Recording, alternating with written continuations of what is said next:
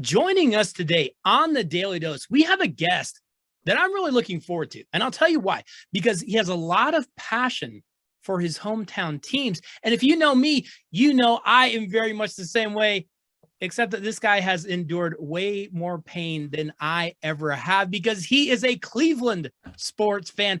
Phil Barth is the author of a couple of books. He wrote a book called Great Things Happen Every Day, Finding Joy with Family, Friends, and Banana Milkshakes. And he also wrote a book called Hard to Believe Land, a look inside the mind of Cleveland sports. I want to talk about both these books today, but first, I would like to welcome author Phil Barth to the Daily Dose. Thanks for having me. I've been looking forward to this for a while. Phil, I have so many things that I want to talk to you about today, but I'm gonna lead off with an easy softball for you. Maybe it's not so easy. I don't know. What is like the first kind of sports memory that you have as a kid? The Cleveland Indians were the first one I remember. Okay. I don't know why, other than I might have seen them on TV, but I first learned about the Indians and the Browns and the Cavaliers in that order. And I remember getting baseball cards with my great grandpa would take me to the store and give me some money to buy a pack of baseball cards and organizing them out. And actually there was one before that. Now that I think about it, the very first memory was we have an amusement park in Northern Ohio called Cedar Point. Sure. And parents would take us over there. And one night they said I could get a plastic batting helmet. And I went to the stand that sold the plastic batting helmets, and they had Cleveland Indians or Detroit Tigers. And so the choice it was, did I want the C or the D? You know, the D that like Magnum PI wears, right? Yeah. And I like the C better. And that's how it all got started, because at the time we were like halfway between Cleveland and Detroit. Okay. And most of my friends like Cleveland. I didn't know that at the time. Yeah. And that's just where it started. And I love my little plastic batting helmet that should never be used in any sport, right? They crack right away. Right. I got one of those too. I remember I got one of those at a Denver Bears game, which tells you going back quite a ways. Nice. Yeah. So that's the first. It was the Cleveland Indians, and then the Browns, and then the Cavaliers. Okay. So growing up, were you playing sports yourself? And if so, what were you playing, or what were you doing as a kid? We lived out in the country, so I didn't really have a lot of opportunities. I played some baseball. I was much better at watching baseball than playing baseball. I love the game. Yeah. But, I always say I could have been a really good baseball player if I could have run faster, hit better, and thrown faster. Other than that, I had everything, right? Except for I couldn't field real well either. Other than that, though. But, other than that, right there. So I did, in high school, I ran cross country. That was about it. That where my strength was. Well, you've got to have some mental strength to run cross country. No question about that. So growing up, your Indians, your Browns, your Cavs, who are the guys that you're looking at and saying, those are the players that I am watching everything they do? You're imitating the way they walk. You're imitating the way they shoot. Who are the guys for you that you were looking at as your sports heroes growing up? So the first one, the problem with the Indians, I'm going to be frank, back then was you had to get a new hero about every 3 years because they'd trade them away. Yeah. But the first one I remember was Greg Nettles. And before he got traded to New York, and that I would pretend I was Greg Nettles with a hat. And there was this game where the Indians played the Twins, and Jim Nettles, Greg's brother, played center field and robbed him of a home run. And nowadays you'd be like, cool, my brother made a great. Greg Nettles was pissed. He was mad, and he took his batting helmet and threw it across the field. And that was how I ruined my Cedar Point batting helmet by imitating Greg Nettles all the way to throwing the thing, and it hit the grass and cracked. So yeah, Greg Nettles is the first one I remember. Football, Greg Pruitt played for the Browns. Yeah. My dad was a big Pruitt fan. My dad was kind of short and played a little football when he was growing up. So he could relate to Greg Pruitt, kind of short and quick guy. And so we watched him when he played for Oklahoma. Yeah. And so when he got drafted by Cleveland, I was like, this is cool. And then he was really fun to watch. Really, really explosive. Yeah. He was a great player. Yeah. Yes, he was. What about basketball? Who were you watching with the Cavs? So the Cavaliers were awful for the first 5 years I knew them. And then all of a sudden in 1976, they went on this playoff run. And they made the playoffs and came really close to the NBA Finals. They lost to the Celtics in the semis. Right. And it was called the Miracle of Richfield. And they didn't have any superstar. They had Jim Jones, Bingo Smith, Dick Snyder, I got him, Campy Russell, and Jim Clemens. And I'm going to shout out to Jim Clemens as my favorite because I've got a picture of him holding up my book, Hard to Believe. Oh, wow. He's a neighbor of a friend of mine. And he left me a message. He recorded a message saying how much they worked together as a team in 76 and there was no one star. And it's just, and it's true. They all worked together. And so I don't really remember a single star out of that. I just liking them all. Well, and how could you not? Because like you said, a group that when basketball is great, it is 5 people moving as one. And I don't know if there's another sport that can kind of recreate the way that flow is other than basketball in that regard. I'm going to kind of dig down on a couple of sports memories for you. And I apologize in advance. I swear I'm not trying to twist the knife. I'm really not. I got to get some thoughts on a few different things. Here it comes. Okay. What do you remember? What do you remember about Red Right 88? Red Right 88 was the play that Brian Sipe called against the Oakland Raiders in the first round of the 1980 playoffs. Cardiac Kids were just everybody's favorite because, every game they would be down or tied and he would pull it out. And they were doing the same thing to Oakland. That was the play they called. And the play called for him to either throw it to somebody who was open or throw it in Lake Erie. Yes. And he did neither. He threw it to Mike Davis, the Raiders safety. Unfortunately, that's exactly what he did. Here's a question for you. Do you remember watching that game? Every second of it. Do you really? Every second. I was absolutely stunned because it was like they stopped Oakland on a 4th and short and they got the ball back and it's like, oh my God, here we go again. He's going to pull another one out. This is going to be so cool. And it went all the way down the field, and he threw that interception. I was like, what the heck just happened here? Yeah. Such a bizarre end to a game too, because like you said, Sipe had been doing everything right. They stop Mark Van Egan. They get the ball back. They're going to do it again. Now, as a little kid, I'm cheering for you. I hate the Raiders. I'm cheering like crazy for you. I died a little bit that day too, because I'm sitting there going, come on, you were going to take down the Raiders, who I couldn't stand. I know. Just absolutely painful. Okay, we're gonna go a little further. Here we go. Phil, what do you remember during the drive? The drive. Okay.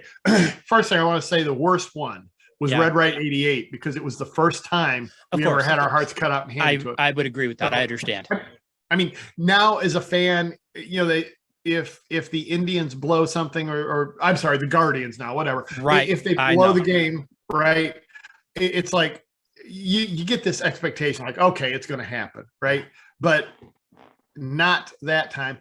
What I remember about the drive was every time Elway got flushed out of the pocket, he hit somebody downfield for 25 yards. And I'm like, will you just not let him get on the run? Because he was deadly.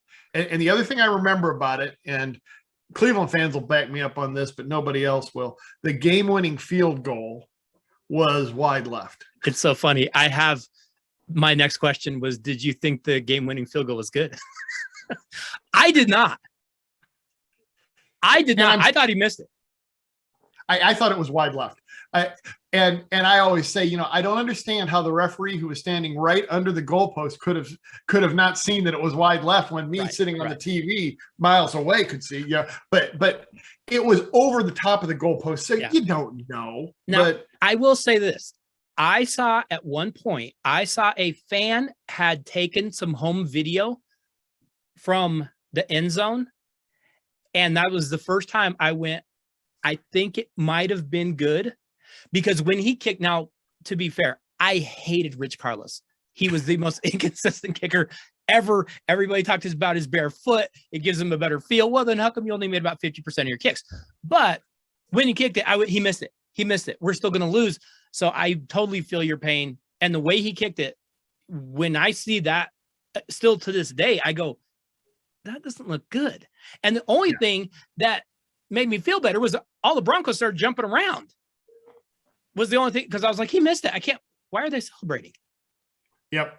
Yeah. And I'm sure it was too high for you to see. Right. I'm sure you could see if you're standing right underneath it. Yeah. Where it went. But yeah, I thought we had second life, but was not to be. No, unfortunately it wasn't. Is there are there hard feelings towards Marty Schottenheimer and the way he kind of coached, some of those games against Denver? No. See, Phil, you've just impressed me with your intelligence right there. Thank you for that answer. Continue, but you've just impressed me. I have no hard feelings with Marty Schottenheimer whatsoever, and here's why. If you fast forward, and I know you're going to want to come back to the fumble, and we'll get there, but if you fast forward to 1989, right? 88, I'm sorry. So 87, 86 was the drive, 87 was the fumble. 88 was Marty Schottenheimer coaching. Bernie Kosar gets hurt in game 1. Gary Danielson, the backup quarter, breaks his leg and is out for the season in game 2. Mike Pagel comes in and takes over. Right. And then a little while later, Kosar's back. He gets hurt again, is out for the season. Pagel takes over and he gets hurt. And their quarterback at the end of the year was Don Strock, who was like selling used cars in Miami or something at the start of the year, 38 years old. And Marty Schottenheimer got that team to the playoffs. Yes. And his reward for that was Modell brought him in and said, if you don't get an offensive coordinator, I'm going to fire you. He said, I don't need an offensive coordinator. And Modell fired him. I have more hard feelings than we can fit in this room toward Art Modell for a variety of very good reasons.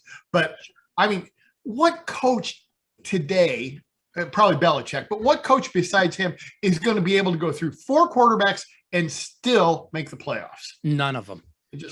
Marty is such an underrated coach. His players loved him, and his players played their guts out for him. Yep. Won everywhere he went. And I am convinced, and maybe you are as well, that the Chargers are snake bit because they fired him after going like 14-2. And so they are still paying for those sins even now. Should be. Yes, they absolutely should be. They completely deserve it. No, Marty was a really, really good coach who had the unfortunate luck or whatever you call it of having to face John Elway. And that's a tough draw for anybody. Exactly. It just is. Yeah. Okay, so let's jump a year forward. Lost in the ending of the fumble is the fact that Ernest Biner was playing like the game of his life. Yes. 15 carries, 67 yards. He has 7 catches, 120 yards. He has a touchdown, and he's about to get another one, and lightning strikes. Yeah. Do you remember the play? Do you remember watching the game? Absolutely. Yeah. Had a group of friends over, and so we said, hey, let's make it fun. Let's all throw quarters in and have a $25 score pool. I don't know. There was a dozen of us. So we each threw some bucks in, and then you drew the numbers, like you do for the Super Bowl. Only it was $25, winner take all. And I had Denver 8, Cleveland 1. So Cleveland's driving. It's 38-31. They're driving. And then he fumbles. And most of the guys are Cincinnati fans, don't really have a lot of love for Cleveland. Okay. And so they're giving me a little grief. I'm like, well, I say, well, at least I'm going to win the $25. And then Denver took an elective safety. Yes, they did. So the good news on all that is you fast forward 2 weeks and Denver is playing, I think that's the year they played San Francisco in the Super Bowl. Right? It's the year they played Washington in the Super Bowl.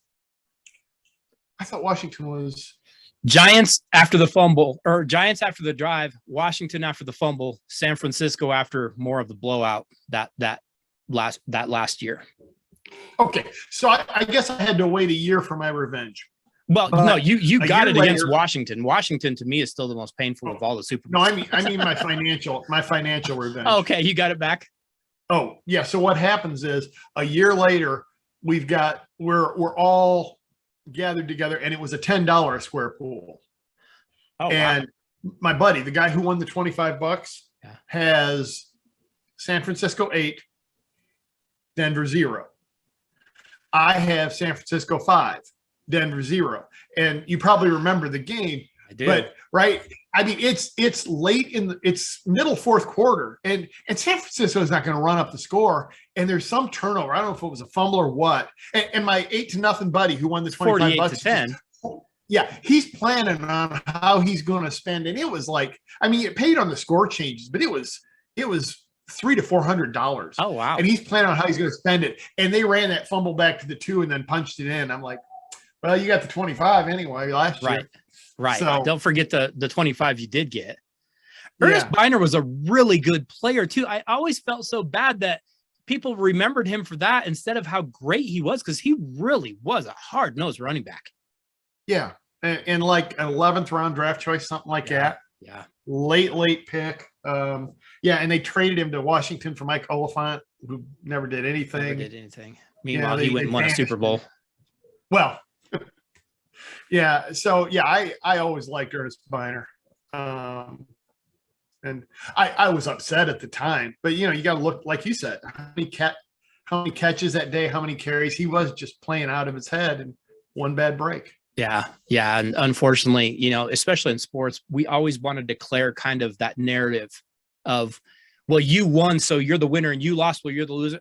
No, you got to look a little bit at the nuance of sometimes of the game.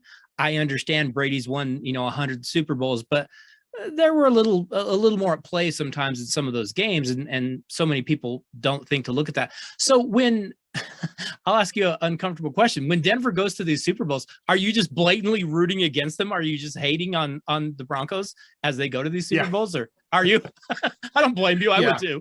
Not anymore. Not anymore. I mean, right. But, and if Denver had played, let's say Pittsburgh, or God forbid the Ravens in the conference championship, I would be a Denver fan all day and all night. Sure. So yeah, I mean, I don't begrudge. Elway was a great player, and I don't begrudge him winning his Super Bowls eventually. So, and I got no hatred for Denver now. I reserve that, like I said, for Pittsburgh, New England, and Baltimore, like all good Cleveland fans. Right. No, I could appreciate that. It's funny because here in Denver, obviously, we didn't have the bitterness. We all kind of like cheered for Cleveland. Like, hey, I hope Cleveland does well this year. We didn't have that kind of, but we didn't get our hearts ripped out, by Cleveland. So we were always like, hey, they were kind of the guys that almost got it done. And so we always kind of, looked at Cleveland like, oh, I wish they do well, but we also didn't endure the pain that you had to endure. And like I said, I got over it. I don't know that I'll ever get over Belichick, and that's another story for another day. No, I completely understand. And Modell is a different story for another day, I guess, as well. Cause I don't know. Like, I look at our owners here with Colorado Rockies, and then we've had a mess with the Broncos after Pat Bowlen, passed and everything. We can't hold a candle to what Art Modell did.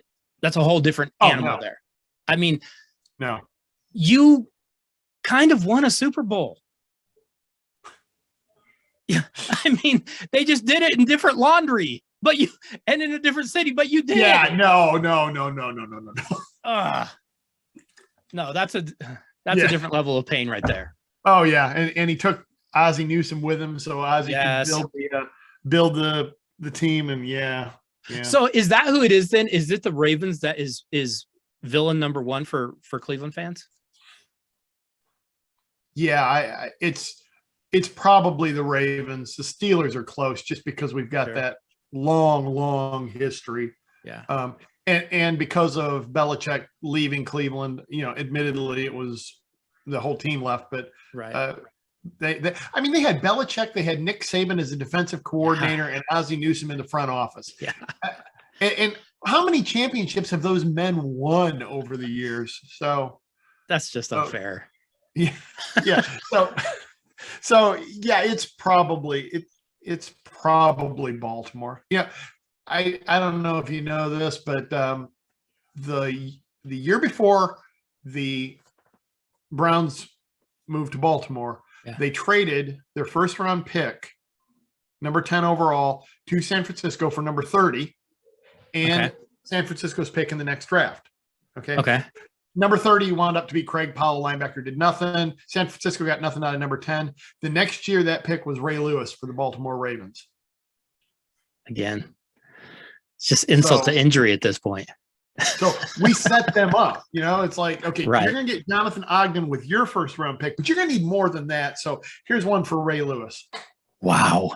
Oh my goodness, this is making my stomach hurt. Let's move over to the. No, you're fine.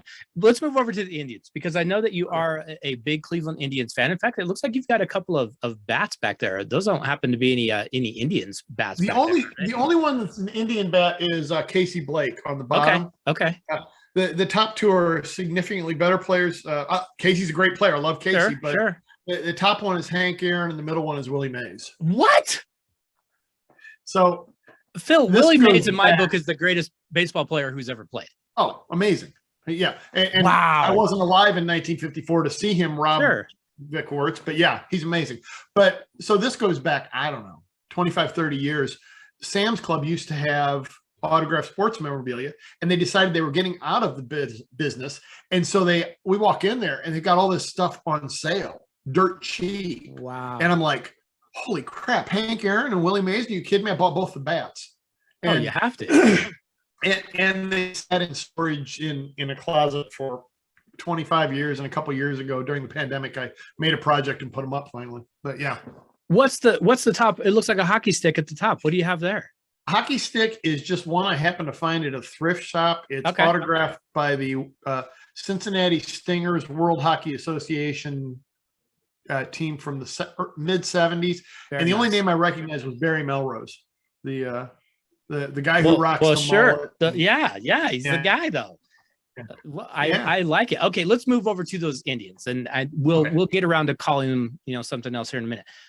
2016, the Indians go to the series. They face another hard luck team. They face the Chicago Cubs. In 97, the Indians go to the World Series. They face the Florida Marlins. They both go 7 games. Game 7 could have gone either way in both series. Which one hurts more? I'm gonna say the Marlins, simply because it happened first. The last 2 teams to lose Game 7 in extra innings in the World Series. Yeah. Indians and Indians. Yeah. Both of them were in extra innings. The Marlins, I was actually on the phone with my brother in the 9th inning because we wanted to celebrate the Indians winning World Series together. Sure. And of course, they tied it up against Jose Mesa.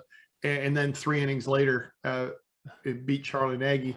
I watched the replay of that, and Tony Fernandez was playing second, and he booted a ball that led to the win for the Marlins.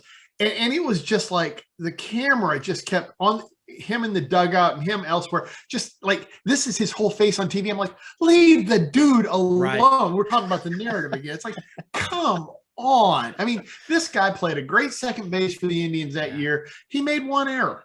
I mean, was I disappointed? Of course I was, but come on, Yeah. So that one hurt a lot.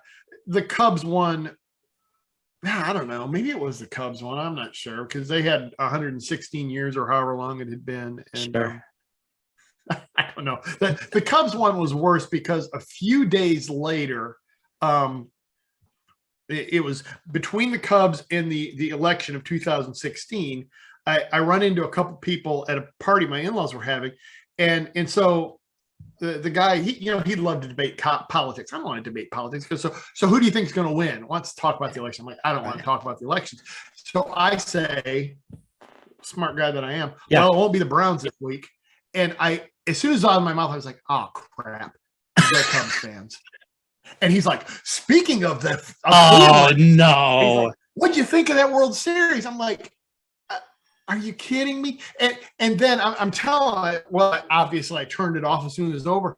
And his wife says, oh, you didn't stay and watch the post game? Bill Murray was talking. I'm like, yeah, I was going to sit there and watch the Cubs celebrate. Was it? Right. It was in Cleveland, because they had the rain. Rain. I'm like, no, I didn't. And They had wine at my in-laws' place, fortunately, but yeah, it was just like, so they twisted the knife. So I don't know, maybe it is the Cubs. I don't know. They both hurt. They both have to hurt. Those were both, and both of them, I do remember the 97, but 16, that game 7, you want to talk about a game that just swung back and forth, such huge swings of momentum. They were down what, 5-1? Yes. And I told my kids, if they come back and win this, I'm going to get a Chief Wahoo tattoo. And I was looking up tattoo artists there for a minute. You were getting close. You were getting really close. We've kind of said, Dave, hit that home run. I'm like, okay. Oh, wow. We've kind of skirted around it, but I've got to ask you this. How are you with the change to the nickname, and now you are the Cleveland Guardians? And I know it's going to take a long time for that to really set in. Do you like the Guardians? Are you on board with the Guardians? How do you feel about this whole Guardians thing? I'm a big fat whatever. Really? Obviously I'm not a Native American. Sure. I had a friend that passed away a while ago, Native American, and he loved the Indians. Yeah. I don't know that he was crazy about the Chief Wahoo logo, but he loved the fact that they had the name Cleveland Indians. Oh yeah. Yeah. And he would love to go to Cleveland and cheer for the Indians. Right. So, I can see why they got rid of the Chief Wahoo logo. But I start wearing Cleveland, and it's the where is it? It's the Wild Thing jersey with the yeah. So beautiful. I love it. So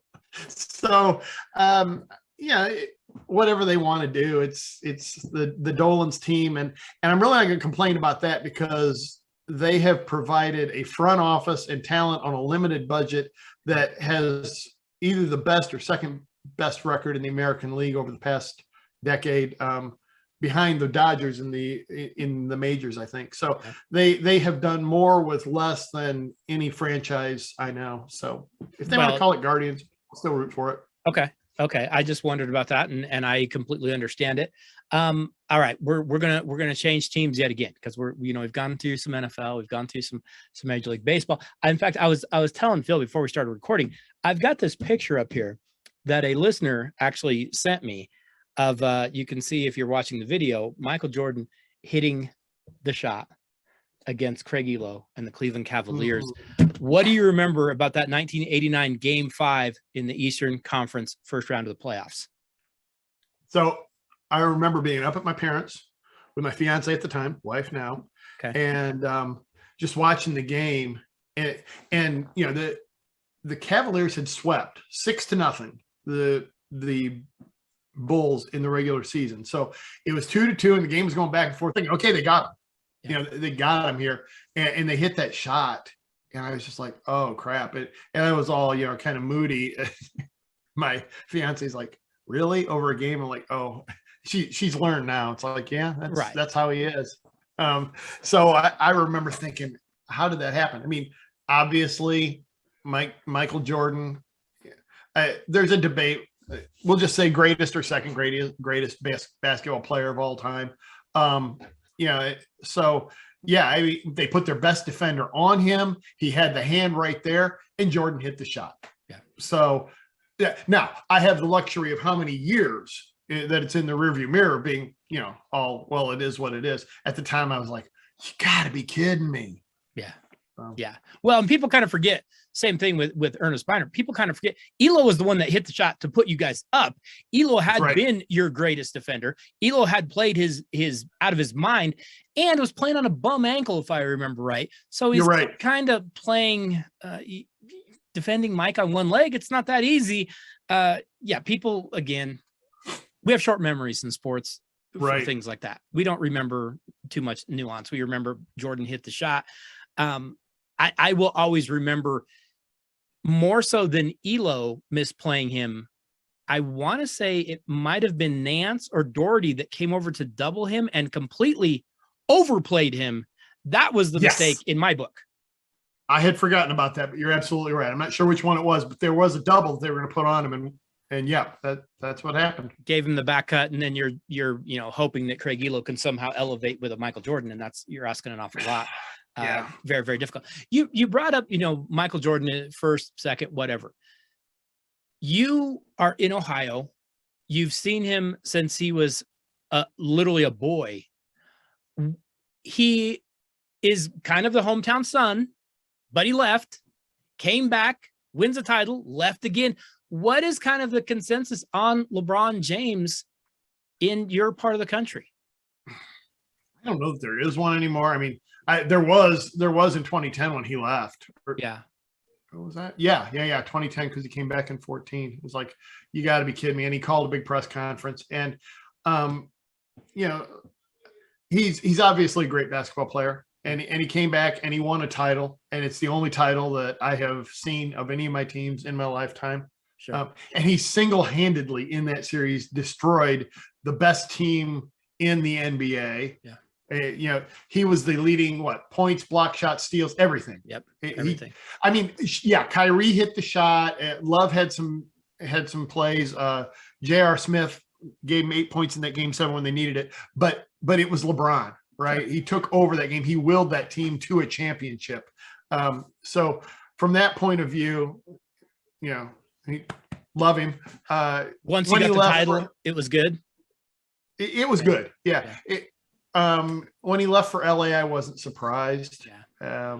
He hadn't had a lot of success out there. No. I don't know what's going on, but just the way he took over that game and the chase down, right? Oh yeah. Unbelievable, because here we are, that Cleveland mentality, and they fought back, and it was, I think they were tied at that point. I think they were, and Golden State couldn't score. Yep. I'm flaking on his name. Takes off, and I'm like, here we go. This is the one. They're going to put him away, and we're going to fall short again. And I saw him block that shot. I was like, what did I just see? And I've seen it in slow motion. It's like, how the hell did he do that? That was amazing. And then, you get the three from Kyrie. Yep. You get of all things, Kevin Love D'ing up against Steph Curry, and Steph missing a three. Yes. And all of a sudden, time runs out and they won. I can't even imagine, and maybe it's not your first love team even, but I can't even imagine the feeling that you got. And the closest thing I guess I could have to it, and it's completely unfair, would be when the Colorado Avalanche won their first Stanley Cup here in Denver, because we had so many Super Bowl losses. We had the loss in the 70s. We had the losses with Elway. They find that we were like, we don't know what to do. We're not used to being on the side of it.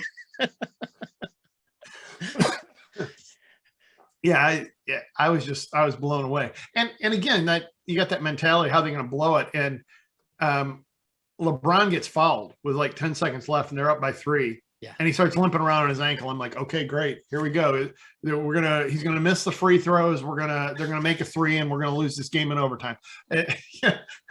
But he made one. Yeah. And that was the final. They won by 4. Isn't it interesting though, when you have lost those games, you do have that, okay, I can see a scenario where we're going to blow this again. And when things go against it, and I'll give you a little bit from my perspective, Super Bowl 32, Packers go right down the field and score. And the very next drive, Terrell Davis busts it up the gut for like 7 or 8 yards. Not a huge deal, but you go, oh, this is different. This has a different feel than what we've ever had before. And I know that you had to have felt that year when Kevin Love does play some defense. Kyrie does knock down the big shot. You're like, wait a second, I'm not used to this. I know. And it's like, wow. Yeah. I got a friend that lives he grew up in Minnesota, and big fan of all the Minnesota fans. And he said he still goes through it. Oh, I bet. Gary Anderson hadn't missed a field goal all year, misses the one that would have iced a playoff game, et cetera. And so he's still there with the Twins or it's mostly the Twins and the Vikings for him. Yeah. How are they going to blow it again? It's such a brutal, it's brutal. And I do understand it. Fortunately, we were able to break out of it, but I went through that same kind of thing. And that was kind of in my formative years. I'm like a teenager, and I'm going, oh, what are we going to do this time? We're going to get hammered again when we go, to another Super Bowl, whatever. Going back a little bit to the Cleveland Browns, the Browns go out and they make a deal this year for Deshaun Watson. And we know the baggage that he's bringing with him.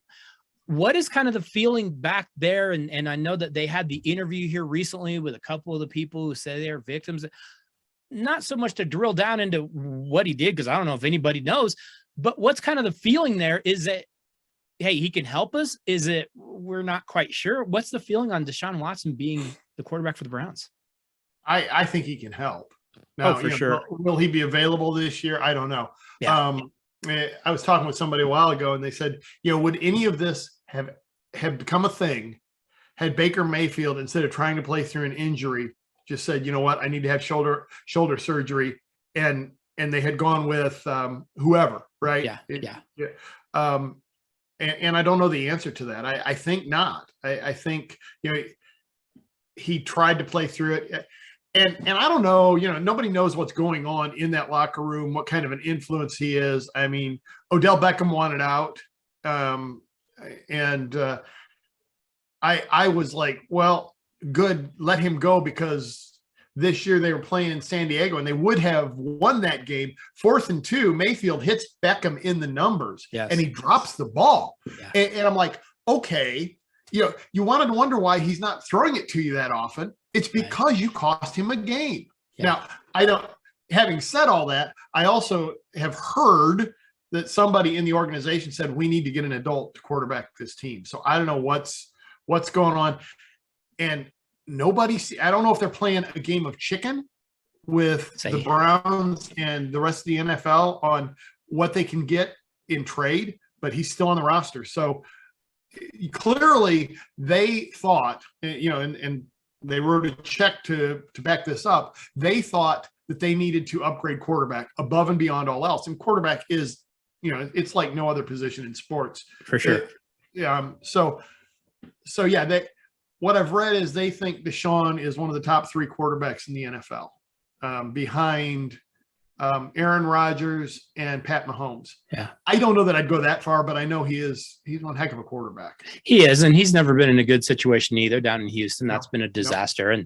And so understandably, I wasn't sure what the feeling is. I would imagine it's got to be kind of a wait and see, but we know he can help us. Right. Yeah, that's going to be fascinating to watch. And, you talked about it a little bit before. When are you going to have Deshaun? Could that be, later in the year? Could that be? And if so, then maybe they're smarter than everyone thinks by keeping Baker and saying, hey, we've still got a starter if we need it. Yeah. He insists he won't play for him, but, here's $18 million and your only option is to go out on the field or forfeit $18 million. Right. Why don't you put your money where your mouth is, Baker, and get out there and lead the team? Yeah. And it could happen. Well, and these days to not play would cost him so much money. To have a holdout these days in that regard, you couldn't do it. You can do it, but it's going to cost you so much. Could he go out there and act like he's hurt? Maybe, I guess. But yeah, he'd have to go out there and step up. He does. If he goes out, if it comes to pass that he's quarterbacking them this year, and if he goes out and does a great job, then he's going to be in line for a You're exactly right. contract. You're exactly right. Phil, we've talked a lot about sports, and I have felt bad because I really don't mean to twist the knife on you. And I understand some of the pain that you've gone through, but I want to get to a couple other things. Because if you're listening right now, you might not realize this. Phil is an interesting guy. He's got a lot of things going. And I've got a couple things I want to ask you about. Phil, back in 2002, you actually made it onto the TV game show, Who Wants to Be a Millionaire? How does this happen? What is going on? How did you get on Who Wants to Be a Millionaire? It was an absolute obsession. It started in '99. Okay. When they said you could call in, I would call in and try to get on, and you had to answer 3 questions. Put these states in order from west to east, or put these presidents in order, whatever. And if you got it right, then you were in a drawing to make the next round, and then 10 people from that would make the show. Well, I made the second round once, didn't make the show, and so I never gave up. And what they moved to was an audition type of situation where you would call in, get a spot and audition. So I auditioned in Chicago, and they gave you a test. And so I passed the test because it was multiple choice questions, but it was questions that had already played on the show. And I watched every single one of the shows. So it's like open book test, right? Yeah. So I passed that, and then they did an interview. You fill out an application interview, and I failed. All right. So I went to Indianapolis, same deal. passed the test, failed the interview. So in between Indianapolis and the next one, which just so happened to be in Cleveland, I started looking on the internet, how do you pass a Millionaire audition? And what I found out was, they give you a pencil, number 2 pencil, and a piece of paper to fill out your application. You don't do that. You take a 4-color pen and you write in red what you want them to ask you about, and you highlight it and all that. So I did that.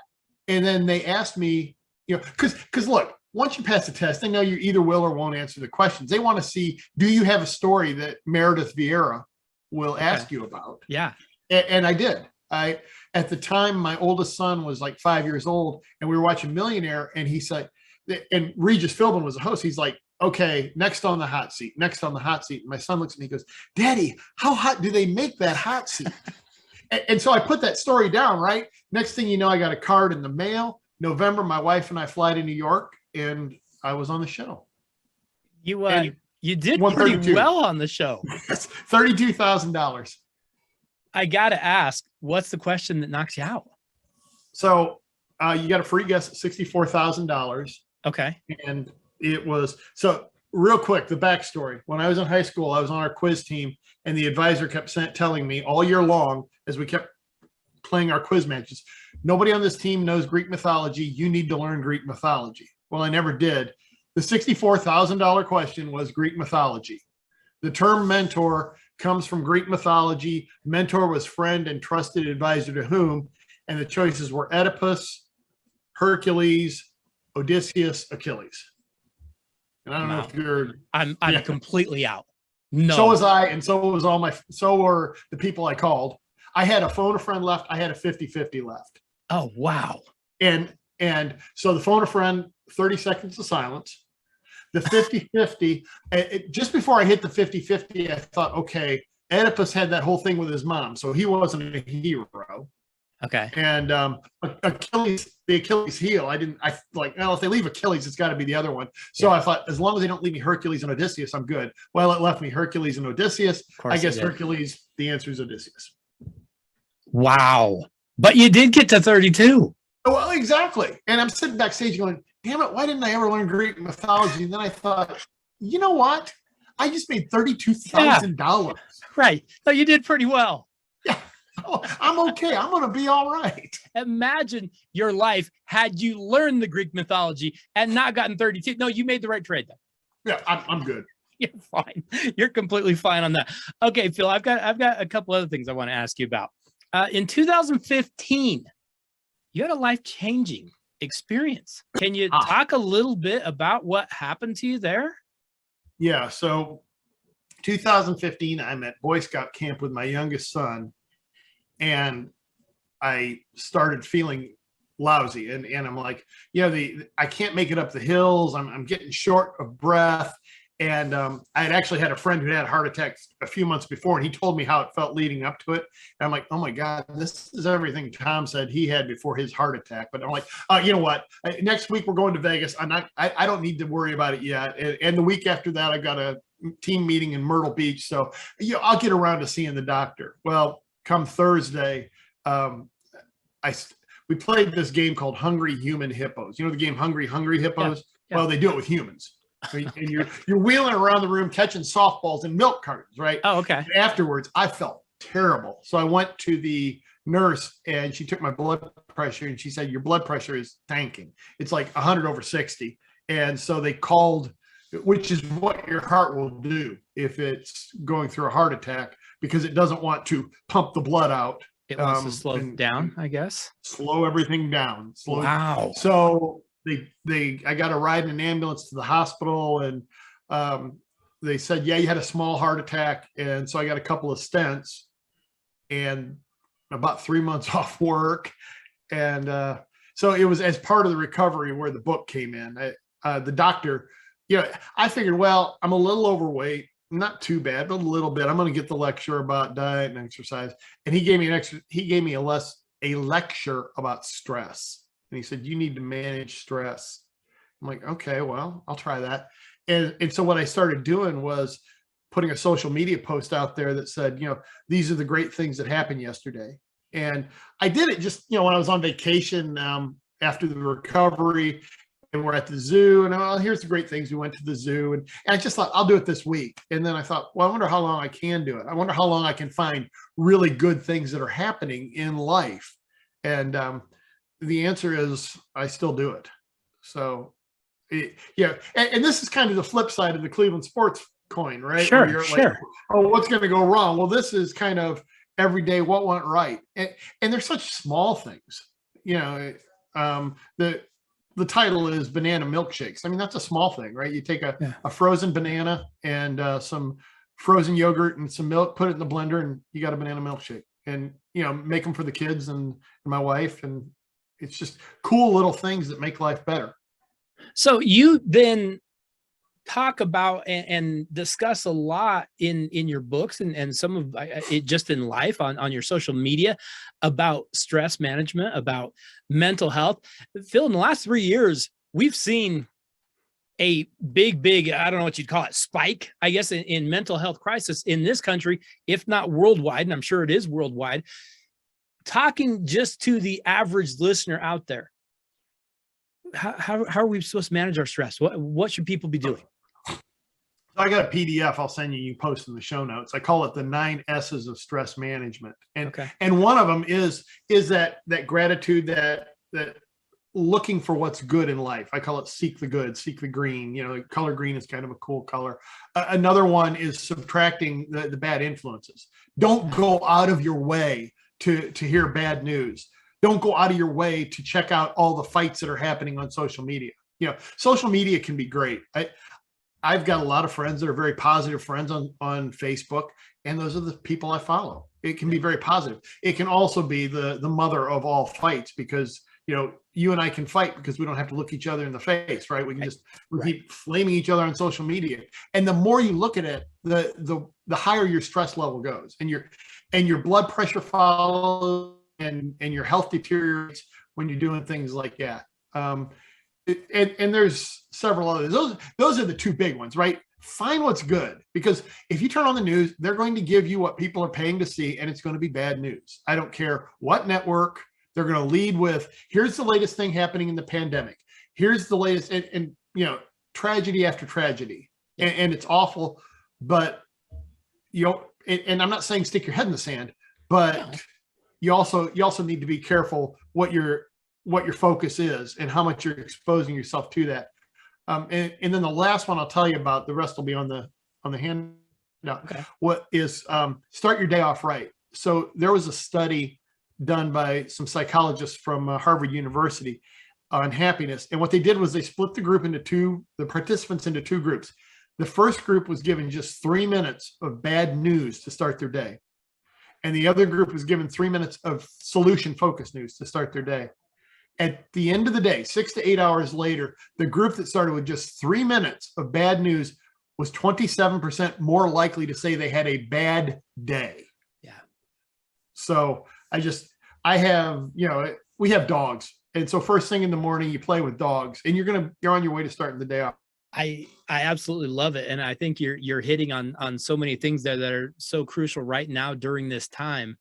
I feel like there are so many people right now that have gone down kind of that rabbit hole of depression and getting overburdened with so many news stories that, like you said, you don't want to bury your head in the sand.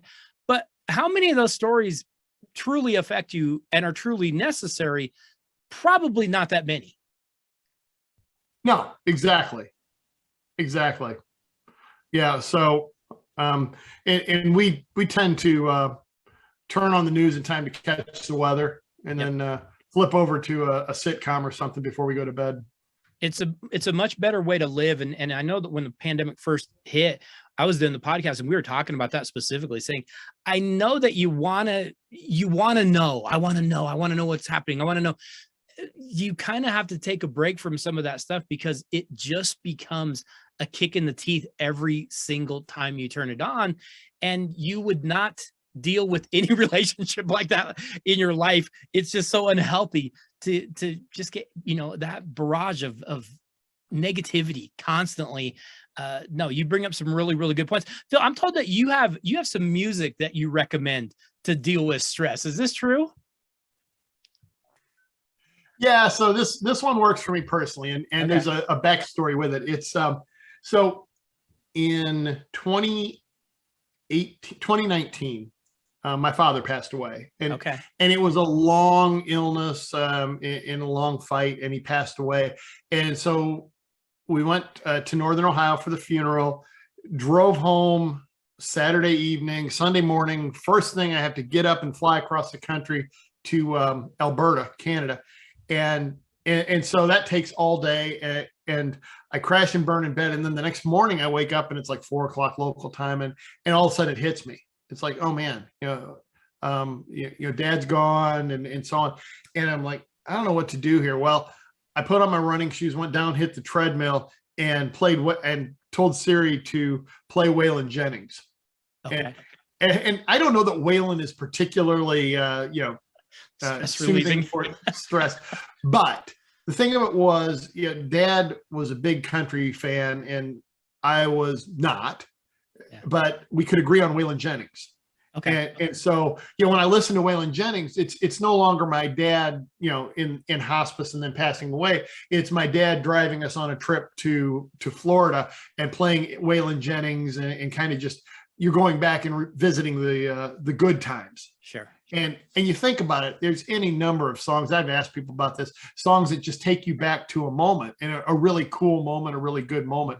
So with me, in that case, it's Waylon Jennings. There are others, but that one in particular worked for me that day. That's super interesting. Phil, you have 2 books out, Great Things That Happen Every Day, and you have Hard to Believe Land. Talk a little bit about both of these books, and where can people find these books that want to go out and purchase them?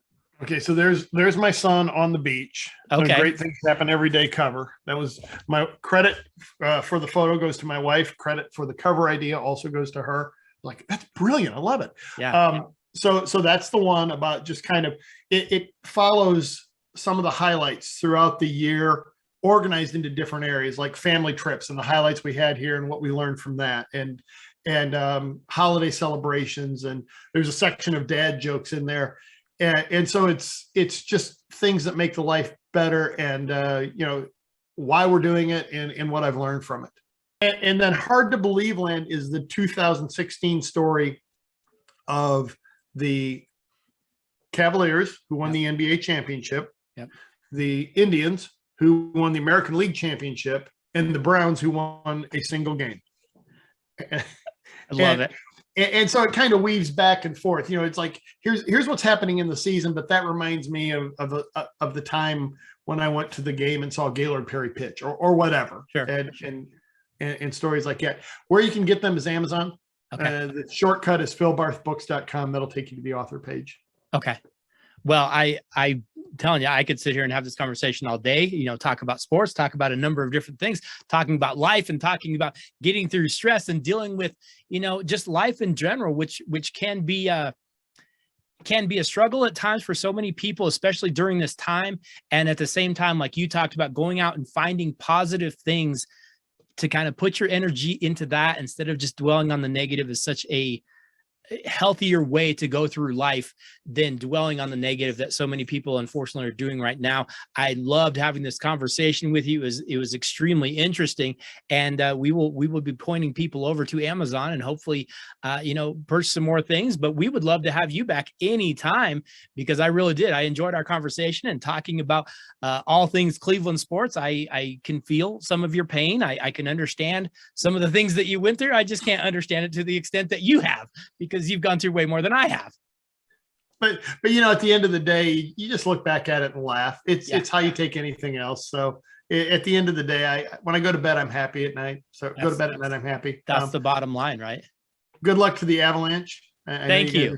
Thank you. We're going to need that. It's been an interesting series with the Blues, and they're like the perfect team that we didn't want to face. They're that team that slows things down and mucks things up and makes us play an ugly brand of hockey that we don't really like playing. But yeah, we're hoping to get turned around. Looking forward to your teams. I thought Cleveland actually, the Cavaliers actually outperformed what we thought. We know the Guardians, they've been that pitching staff every single year over these past few years. You talked about it earlier. They seem to bring it every year. What do you expect from the Browns this year? Do you have any expectations? If Deshaun is available for at least half the season, I would expect them to be in the playoffs. I think they have a shot.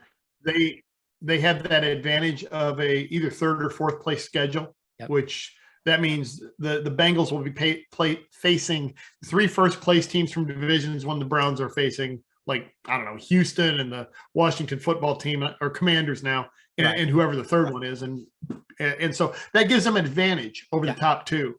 And so if they got quarterback in play, I expect them to make the playoffs. I could see that as well. And they should at least be scrappy. It's going to be a matter of when they do end up getting Deshaun.